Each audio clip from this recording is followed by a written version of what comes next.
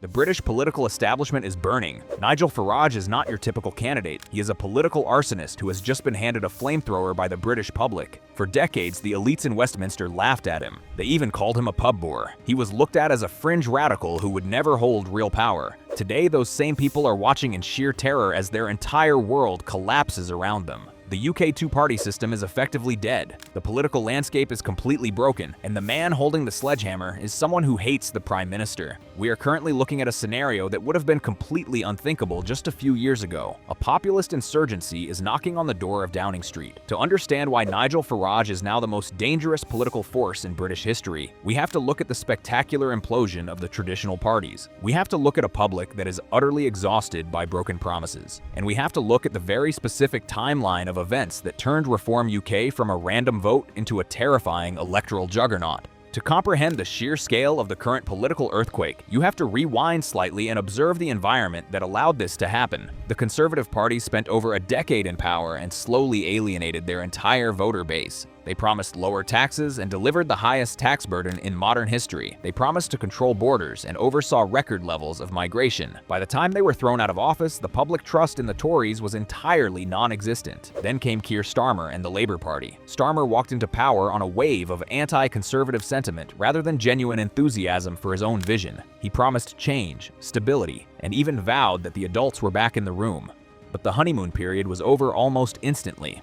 The public quickly realized that the underlying issues plaguing the country were not being solved. The cost of living crisis continued to bite harder than ever. Public services remained stretched to breaking point, and critically, the cultural divide between the political class in London and the working class in the rest of the country grew wider than ever before. This created a massive vacuum in British politics, with millions of voters feeling betrayed. They despised the Conservatives for their incompetence, and they were let down by Labour for their lack of authenticity. In politics, such a vacuum is usually filled by the loudest voice in the room.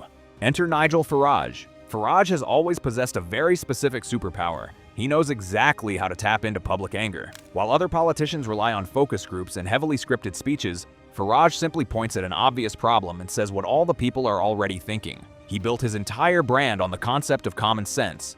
He presents himself as the only man willing to speak the ugly truth.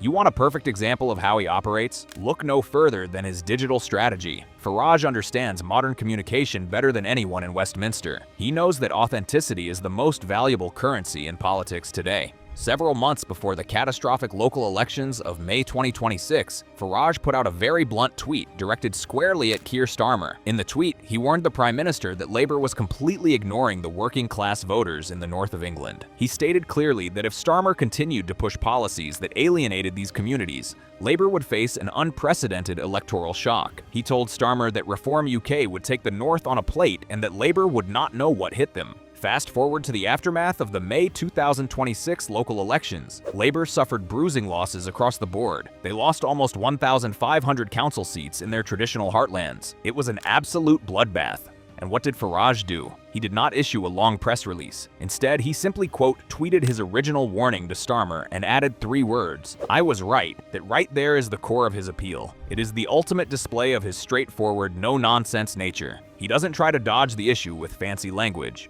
He points to his past predictions, shows the public that his predictions came true, and furthers his opinion as the only person who actually understands what is happening on the ground. This "I warned you" tactic is incredibly dangerous to his opponents because it is entirely fact-based. The voters can see that he's got the receipts. They can see that the establishment politicians got it wrong and the bloke with the pint got it right. To see how we arrived at this wild moment today, we have to trace the momentum back to its origin point. One thing's for sure, it did not happen overnight. It was a slow build that suddenly hit a critical mass. Following the initial disappointment with the Starmer government, Reform UK started slowly creeping up in the polls. At first, the media dismissed it as a temporary protest. They assumed voters were just letting off steam and would eventually return to the major parties. But the numbers did not drop. And instead, they kept rising. By April 2025, Reform UK took the lead in every published public poll. This was the tipping point, because in the British parliamentary system, breaking the two-party dominance is notoriously difficult. The electoral system is designed to crush smaller insurgent parties. You can get millions of votes spread across the country and end up with almost 0 seats in parliament. The media and the political establishment always relied on this mechanical barrier to keep people like Farage out of power. But this moment proved that the barrier was breaking. Once a third party crosses a certain polling threshold, the entire dynamic changes. Ossett makes the wasted vote argument vanish. Voters suddenly realize that if they back the insurgent party, they might actually win. Some polls began putting Farage's party as high as 34% nationally. To put that into perspective, that is a larger proportion of the vote than Labour received at the previous general election. Within a space of 18 months, the combined support for Labour and the Conservatives plummeted from 76% to just 36%. Meanwhile, Reform UK increased its support by an astonishing 500%. That's insane.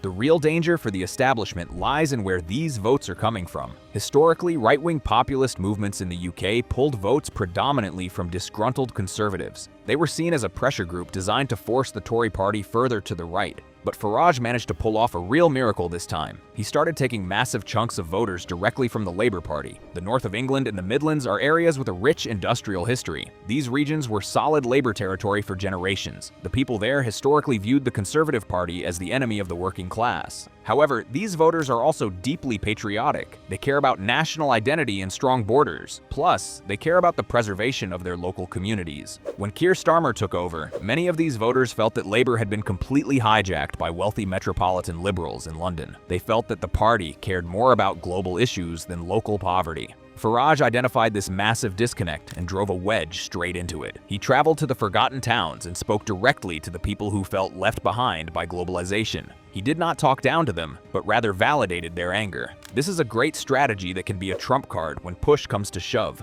When the local elections rolled around, the results were apocalyptic for Starmer. Reform UK swept through areas that the Conservatives could never dream of winning. They picked up hundreds of local council seats in areas that were considered impregnable Labour fortresses. Even in Wales, a region that had not changed hands in nearly 3 decades, Labour found themselves losing their grip on power. To say the least, Starmer was completely blindsided. The very voters that Labour was supposed to represent had abandoned them for a man the media labeled a hard-right extremist. This is why Farage is so profoundly risky to his competition. He has successfully united the disillusioned working class with the disillusioned conservative middle class. That is a coalition that can fundamentally break the British political machine. You have to look at the sheer speed of this operation. It took the Labour Party nearly 18 years to go from their first parliamentary breakthrough in 1906 to forming a minority government. The Social Democratic Party tried to break the system in the 1980s and failed despite massive initial hype. But Reform UK is moving at an insane speed.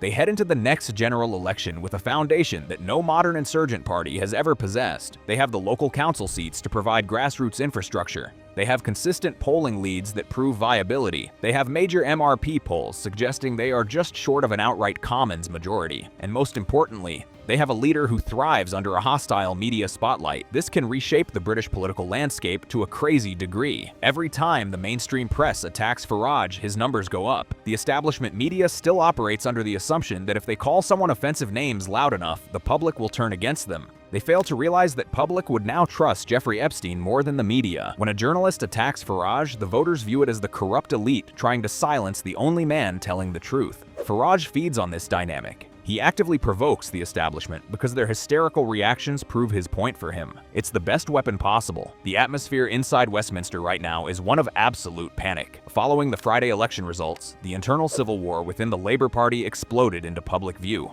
Keir Starmer faced immediate calls to resign from his own lawmakers. Members of Parliament like Jonathan Brash openly stated that Starmer should not survive the results and demanded new leadership. Senior figures like Yvette Cooper began publicly flirting with the idea of backing alternative leaders like Andy Burnham. Starmer stubbornly insisted he would not walk away and plunge the country into chaos. But the reality is that the chaos is already here. His authority is completely shot, and he has no one to blame but himself. He is leading a deeply divided party against a unified populist movement that is gaining ground by the hour. The Conservatives are in an even worse position. They have been completely eclipsed on the right. They have no charismatic leader to counter Farage, and no coherent message either. They are essentially a zombie party waiting to be wiped off the electoral map. Nigel Farage could very well become Britain's most dangerous political force because he operates outside the accepted rules of engagement. He does not care about politeness. He does not care about parliamentary tradition. He only cares about leveraging public anger into hard political power. He identified that the British system was running on fumes. He saw that the major parties were offering slightly different flavors of the exact same decline. He offered a radical alternative, and and millions of desperate people are grabbing onto it. The May 2026 local elections were bad for the government. They were a glaring warning siren that the old order is collapsing. Farage promised that the establishment would not know what hit them, and he delivered on that promise. If this momentum holds, the United Kingdom is heading for an electoral earthquake that will rewrite the history books. The man who spent his life throwing rocks at the political establishment is currently winning, and he could do a lot with the rage that he's capitalized on. What do you think about this? Is Farage good for Britain or not? Let me know in the comments below. And if you enjoyed this deep dive into the brutal reality of British politics, make sure to hit that subscribe button.